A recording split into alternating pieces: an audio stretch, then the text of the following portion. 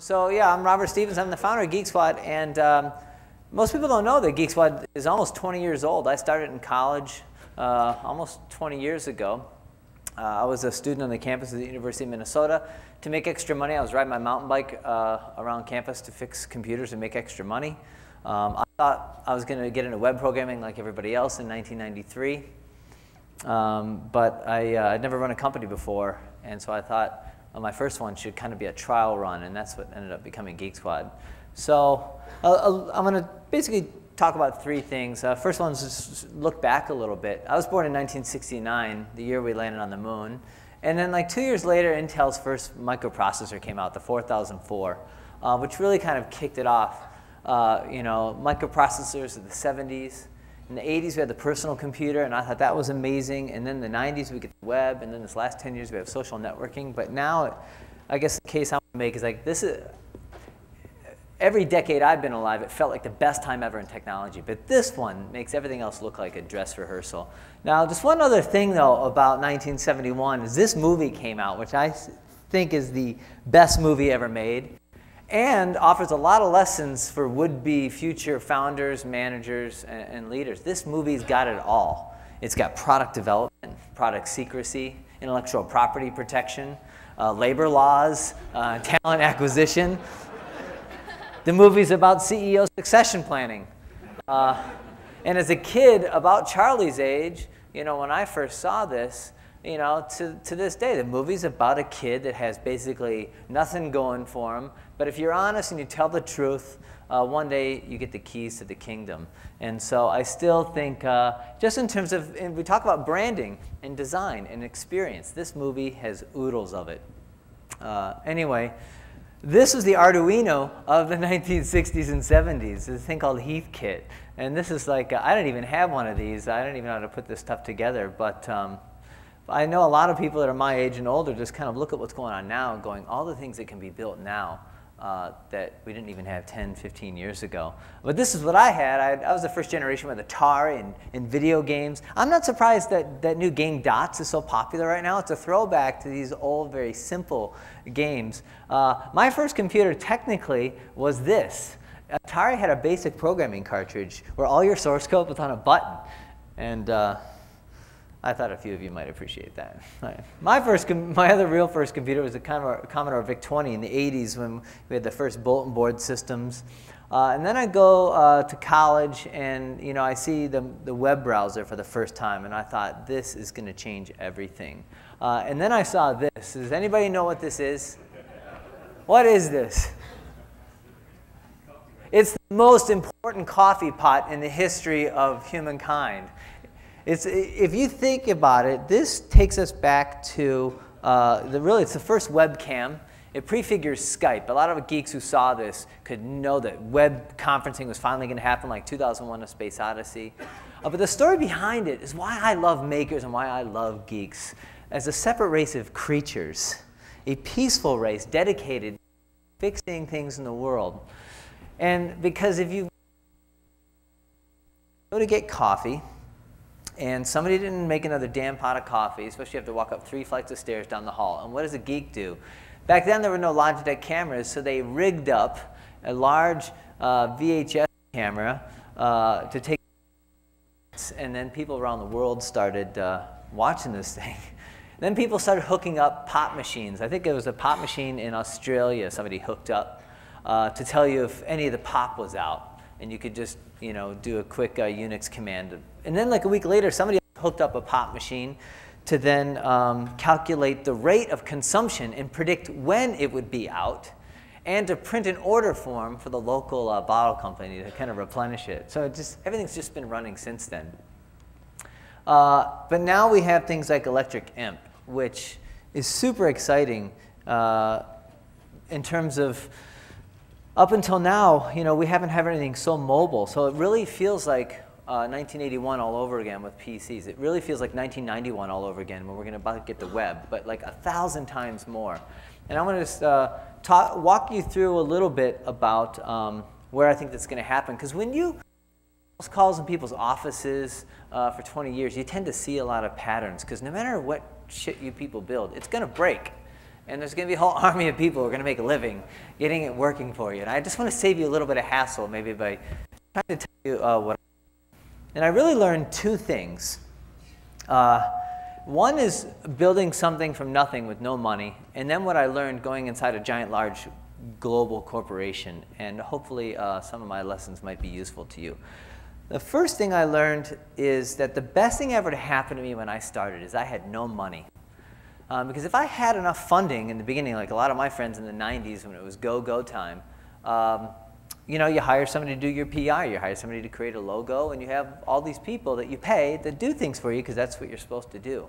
But when you don't have money, you're forced to make a lot more than just the things that you're putting together. And you're making your own software.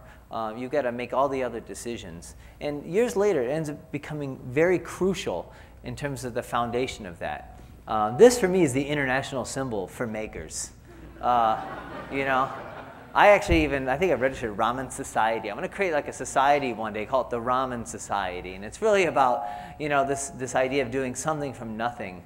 The founder of ramen passed away just like a year ago. He was like 102. So apparently the nutritional benefits are far better than anybody knew. There's probably more plastic in the noodles than there is in the packaging. From the very beginning, I had the image in my head. I never thought I was going to get a computer repair because I was worried that like 10 years later I'd be in like the fairgrounds, you know, selling a stack of old used hard drives. Not a very sexy business, not like web programming. But everybody wanted to go into web programming. And it was very intimidating. You know, I was at college, but I wasn't the best at math or computer science. And there's always going to be somebody technically better than you. So to be honest, I was kind of, you know, intimidated. But then there's the glamorous businesses. What's glamorous right now? Social, mobile, local, and then, you know, even sensors and Internet of Things. But I will tell you that the world is populated mainly by boring businesses. And I think where it gets really interesting, and that's why it's so exciting now, because when you can take these cheap Wi-Fi chipsets and put them in anything, Mark Andreessen's right that not only is software going to eat the world, but hardware is about to eat the world too, and eat everything up where it's not. And we're in this weird space right now, because most of the people in power running these corporations and institutions haven't grown up with this stuff, and they almost pride themselves on not knowing. I mean, when I was at Best Buy, I was like in the inner circle who reported to the CEO, and the day the iPad was launched, I won't name names, but somebody came up to me and said, "Do you really think this iPad's going to be that big of a deal? I mean, didn't Microsoft do this like 10 years ago?" And I was like, "You need to quit your job. You don't deserve to work at Best Buy, the greatest toy store ever." From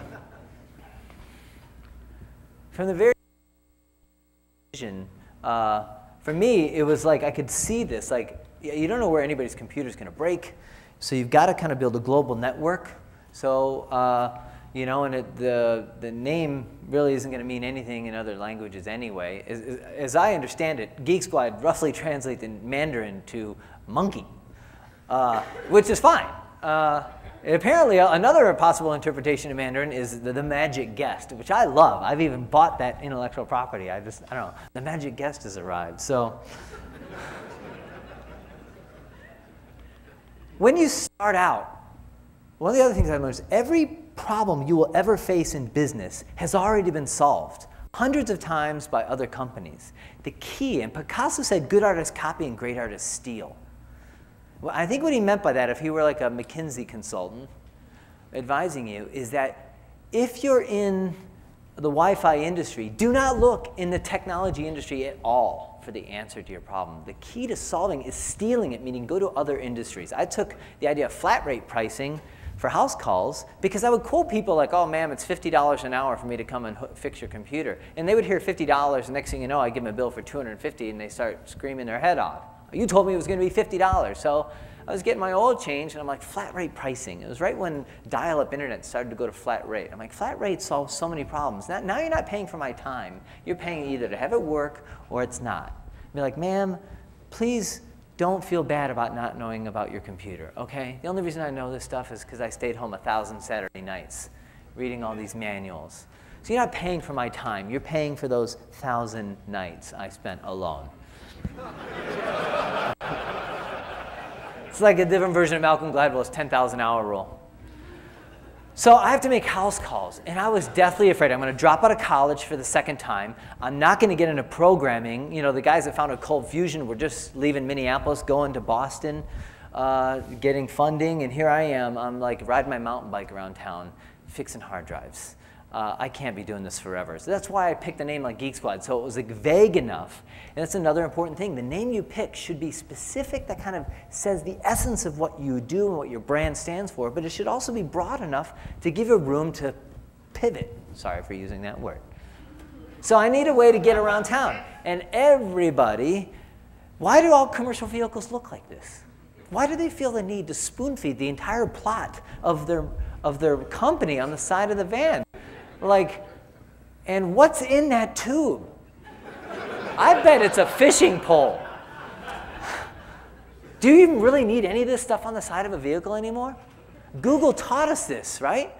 Can you see the Yahoo homepage? And then can you see the AOL homepage? And now picture the Google start page. It's been like it from the beginning. Do you know what the origin story I heard is that Sergey and Larry didn't know HTML. They're a bunch of database geeks. So they just threw up a search box, and it's been simple like that ever since. And I think that's a lesson. So when you look around, hey, if you want to become a billion-dollar company, act like one and copy the other billion-dollar companies. Vehicles as advertising. It's already been done. FedEx, they used to be called what? They tweeted their logo.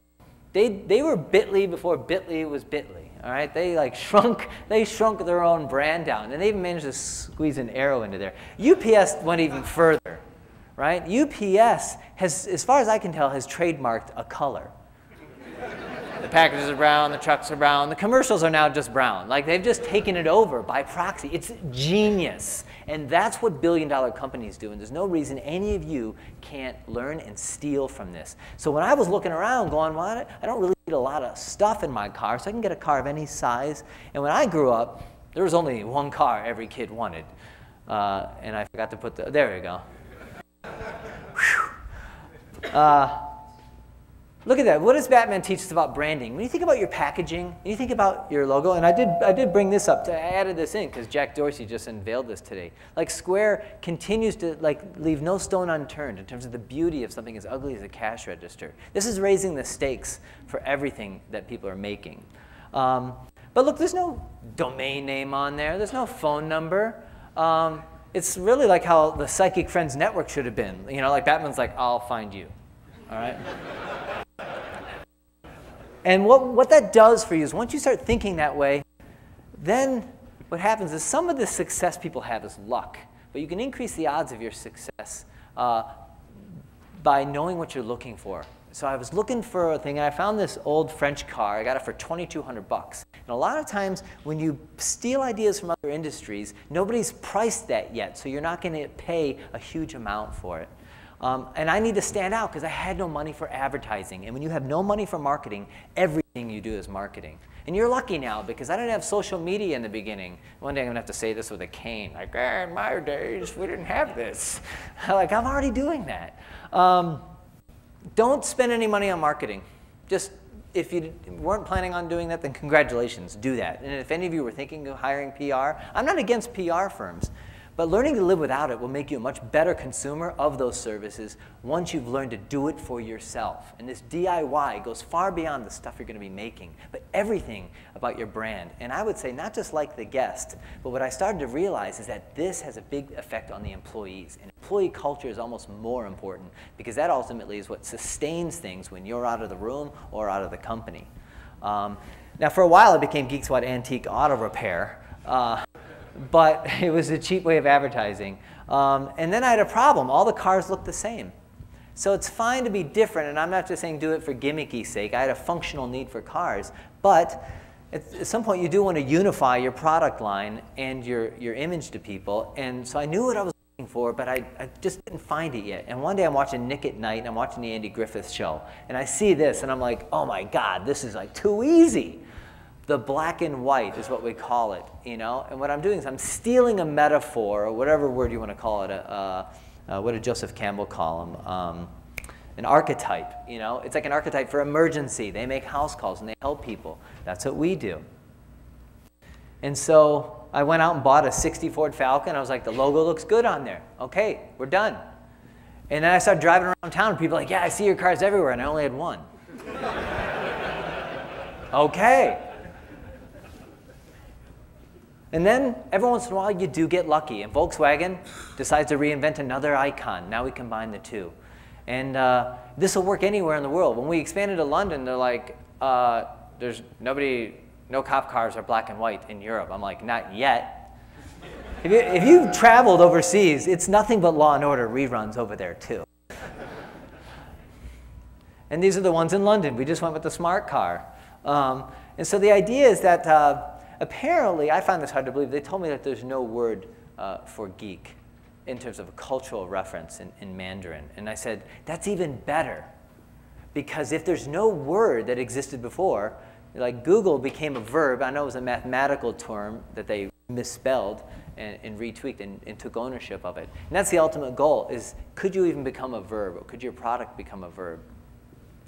And that's when I began to look at, like, you know, all these other details. Now, for me, I had a uniform problem, and all the polo shirts were taken by all the companies.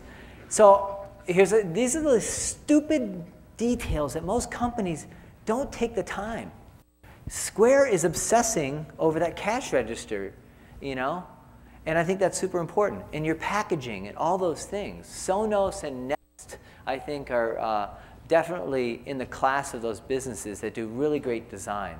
And you're in a great era right now where it's harder for you and the bar's been raised, but you know, it's just a lot better than it used to be. So I'm watching Apollo 13, and again, I'm like, oh, I never thought about stealing my fashion sense from the federal government. They didn't know they were wearing a uniform, but they were. Because this is how, I know this is how geeks operate, working in a research lab at the university, which is, you know, they tend to copy each other mimetically without thinking about it. That is a more efficient form of dress, and it ventilates the underarm.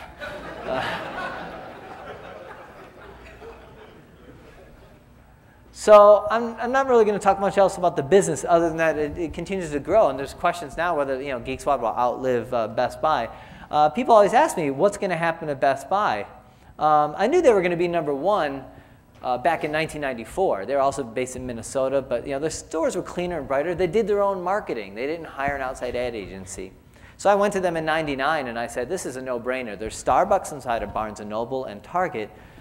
Most of my employees used to work at a Best Buy, so I know you have good people. I don't know why you take 3 weeks to fix a goddamn laptop. You know, you have all the parts 10 feet from there.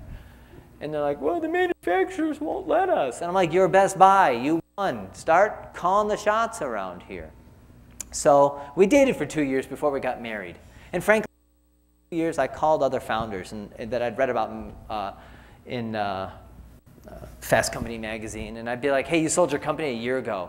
I'm thinking about maybe merging. What do you think? And they would either say, big corporations are idiots. They'll never get it. They'll ruin your brand. Don't take venture capital if you can avoid it. Don't sell your company. You're going to hate it. Everybody told me that, which only made me want to stay inside the large corporation, just to prove something. Because in a small company, you can, you know, you can change strategy. You can have a lot of fun. You can drink beer after 5 o'clock or before 5 o'clock if you want. But there's certain dynamics of a company you won't see till you're at 50 employees or 100 or 1,000 or 50,000, or in Best Buy's case, 150,000 employees. I mean, I think I'm a lot like you know. Whoever wanted to stop having fun in a culture, whoever wanted office politics once it got large, why can't we have both? So that's why I kind of stayed there to go, you know, a company has billions of dollars of cash. What could we do with that? That's why I tried to use some of Best Buy's money to go, this Maker Faire is so important. I met the CEO of Broadcom 3 years ago before Raspberry Pi and just when Arduino was coming out. And I was like, you're Broadcom. You know, you need to be hanging out with this crowd. I'm telling you, there's a whole new group of hobbyists, like the old homebrew computer club of the 70s that's emerging. Only they're 1,000 times more powerful. They talk to each other. And I said, you're making chips that they need. You know, this is the time when Linux was really incompatible with Wi-Fi chipsets. And I'm telling you, I did my darndest inside Best Buy. I wanted to do a whole Kickstarter section going, we should have 20% of the shit we sell designed by the customers. And another 20% designed by the employees. The blue shirts actually know a lot about this stuff, even though they don't always give you the impression that they do. That was the other great disappointment of my life, was that, because I thought about this. I go inside Best Buy, and we grow Geek Squad to 25,000 people out of Best Buy's 150,000. But I felt bad about it, because it was like, well, then everybody just wants to talk to the Geek Squad person at Best Buy. Everybody thinks the blue shirt's an idiot. Corporations aren't full of idiot, mean people who love politics. They're filled with people just like us, and they want to do a good job. And it's usually because they suffer from poor leadership that's uninspiring, and they forget where the business is heading. And I thought, these blue shirts, there's 100 and some thousand of them. First of all, everybody in the company should be on Twitter so they can listen for customers and keep them happy. And you know what? I don't know that any one employee could know everything. But now that tablets are coming out, an employee that can search becomes a human search engine. And that's really all I think you want when you walk into a store of any kind is, you know, hi, welcome to Best Buy. I don't know shit, but I can look it up. What do you want to do? Which is a lot better than what you usually get. You go to Home Depot and you're like, hey, I want to hook my doorbell up to my iPhone. And they're usually like, I don't know. That's the problem with retail. I don't think physical retail is going to die. I just think crappy retail is going to die. Will Best Buy be in the death heap? I don't know. I think Best Buy will survive either way. Well, is the era of 50,000 square foot stores over? I'm pretty sure it is. But the era of great service isn't over. I'm positive that the stuff that you are going to build, and some of the people in this room are going to become billionaires in the next 10 years with great products that Best Buy would want to sell. But I don't know that all your products are going to be sold at Costco, and I don't think that's what you want. There is room for a great electronics store in this world. I've had a number of people here since I moved here tell me that still think of Best Buy affectionately. I'm actually having dinner with their Best Buy's new CEO in 2 days. But I don't really, he's just trying to prevent that creature from dying right now. So they can't really even think about many of your products. But there's room for it. Because what's going to replace half the crap that they sell, which, yes, we're all buying on Amazon. All right? I am. But if you believe that computers are going to be more touch-based, they're going to be more gesture-based, they're going to be more vision-based, what does that lend itself to? Physical retail. People want to do that. Warby Parker in New York is doing pop-up retail stores now. And so it's not about, when the CD-ROM came out, they said, oh, it's the death of the book. Books are still around. Yeah, there's e-books and stuff like that, but great bookstores are still in business. Authors are still publishing those things, but they didn't kill the book. No more than DVD hasn't killed the movie theater. They said, oh, everybody's going to stay at home. No need to leave the house. There's better, nicer reclining seats now with better sound. Retail's not going to die. I'm confident that most of the stuff you're building is what the answer to in there. Let's take 3 categories: robotics, personal health tech, fitness, healthcare, and home automation. I mean, home automation is the last great network in the home. And so somebody's got to sell it, and somebody's going to hook it up. And who's going to program the Nest thermostat? Your grandmother's not going to do this. And yes, I believe it's getting easier, but I remember watching the Windows 95 launch in Chicago and McCormick Place in 1994 and thinking, oh my God, maybe there's no longer a need for Geek Squad. What if this Windows thing really works perfectly? And then Windows 98 came out. And then Windows 98 second edition came out. And then Windows Millennium Edition came out. XP was actually pretty good, you know? And then finally OS X made Mac great again, and it's good, you know? But there's always going to be a need for this stuff. So don't leave out the service aspect either of your stuff. This is one of the last slides I have to show you. This is Pizza del Popolo, and you know, this is like one of the best food trucks. Food trucks are such an interesting phenomenon. Because I've seen them in Minneapolis, where I used to live, in Seattle, you know, and they're so hip now and they're everywhere. But they're great prototyping labs for food. But I think they're great prototyping labs for retail. And so one of the last things I'm going to tell you is people come up to me all the time going, hey, can you get me a meeting with Best Buy? And right now my attitude is no. One, I really can't, because I don't work there anymore, and I'm well liked there and stuff like that, but I really can't help you.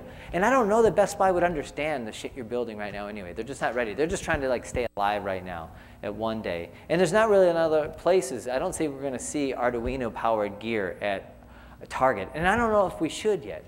So, but I don't want you to wait until that next great electronics comes around. I really think some of the answers, this is a cheap way to get your brand out there. There's something about having vehicles and being physical and being out there. It's great to have a booth in an event like this, but you know, what I learned, because I used to have a Geek Squad motorhome I used to park at CES, and I don't have to pay any fees to be part of that. I used to print my own urinal cakes with my logo on them and throw them into conference hall urinals. You gotta get that brand out there. I want to see mobile maker vehicles with your company logos on them. You know, Google I/O starts tomorrow. There's a lot of pedestrians walking in and out of Moscone and the Apple stuff. I'm surprised more startups don't do this. It's relatively low cost. A lot of restaurants now, before they actually invest all the capital, are using food trucks as a way to build brand loyalty in an area and stuff like this. And frankly, if you keep your overhead low, you could live in this thing and charge admission for like, watch the founder real time, 24/7. Actually, a startup from a bunch of guys that live here from Minnesota, they've called Storefront. And I just met them because they reached out to me because fellow Minnesotans have to stick together. And what they are is they're the Airbnb of temporary retail. If you're thinking about doing a pop-up and taking my advice, there's already a startup that will tell you spaces, $750 a day, $350 a day in the Castro in San Francisco, part of a store. I think this is really cool. So I want you to think about beyond just the product that you're doing, and along the lines of the previous speaker in terms of the experience is not just the customer experience, but the brand you create. And these stories that you're going to build, they're also stories that have a big impact on the employees, which ends up becoming probably one of the most important things that you'll do. And that concludes my talk. Thanks very much.